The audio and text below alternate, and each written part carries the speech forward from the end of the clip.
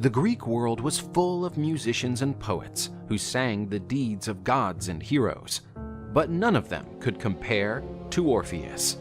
He was the son of the muse Calliope and the god Apollo. From his mother, he inherited an unsurpassed melodious voice, and from his father, a talent for writing outstanding music. When he played his lyre offered by Apollo, the animals would calm down and stop to listen to him, and even the plants would swing to the music's rhythm.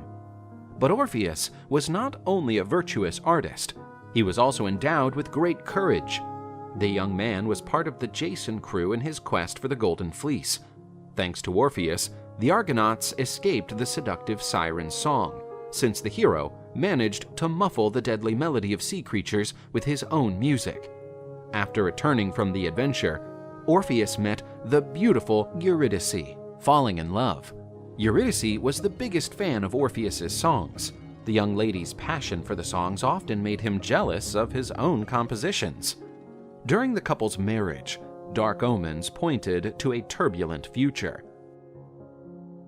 But nevertheless, the couple decided to live out their days as best they could. One day, while Eurydice was walking through the fields, she was spotted by Aristaeus, the beekeeper. The young woman ran away from the man who wanted to rape her, but she encountered her sad fate. In her escape through the grass, the unfortunate girl was stung by a snake. Eurydice failed to take many steps and fell to the ground. Upon hearing the news, Orpheus ran to meet his beloved. The young woman died in the arms of her lover before departing for the kingdom of Hades. With her beloved's body in his arms and making use of his powerful voice, Orpheus cried out the saddest lamentation of all. The happiness in his songs disappeared, and from that day on, only dismal and melancholic sounds came out of his lyre. The unhappy Orpheus turned to Zeus, the supreme Olympian god, asking him to bring his beloved wife back to life. Zeus said he could not interfere in the affairs of his brother Hades, but Orpheus could go to the world of the dead to converse with the god of the underworld, with Hermes by his side. Along with the messenger god, Orpheus descended to the world of the dead. With his melodious verses, the young man softened the heart of the boatman Charon, who agreed to make his crossing over the river of the dead. At the gates of the underworld was Cerberus, Hades' three-headed dog, responsible for stopping intruders from entering his master's domain. Orpheus played his lyre and sang him a quiet song that made the dog fall asleep. Hades and his wife Persephone were surprised by Orpheus's presence in their domains.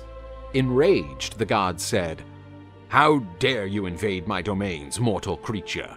You shall tell me your motivation, or you will suffer in Tartarus for all eternity."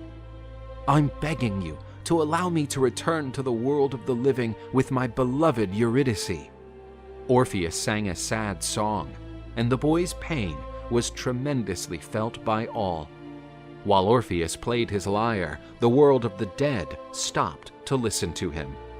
Sisyphus stopped rolling his stone, and for a moment, the Furies forgot to punish sinners and thieves. Everyone was stunned by Orpheus. Hades was moved by Orpheus's music to the point of shedding an iron tear. Queen Persephone interceded for Orpheus, and Hades asked for Eurydice to be brought to their presence. The couple's reunion moved everyone. That's when Hades spoke. "You two are free to go, but you must go ahead, and Eurydice will go right behind you, and under no circumstances can you look back. Otherwise, you will lose her again." A dark path emerged from the underground to the surface, and the couple set out for the world of the living. Orpheus walked all the way back, feeling concerned, because he was not sure if Eurydice could keep up with him.